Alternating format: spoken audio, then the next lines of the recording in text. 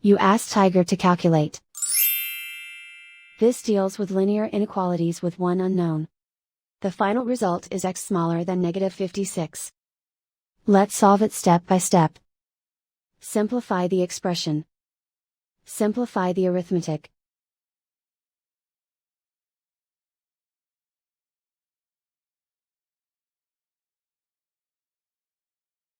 Isolate the x. Divide both sides by 2.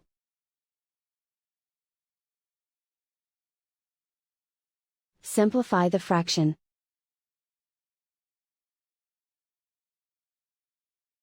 Find the greatest common factor of the numerator and denominator.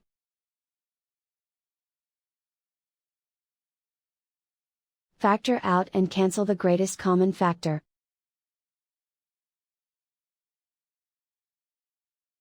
Plot the solution on a coordinate grid.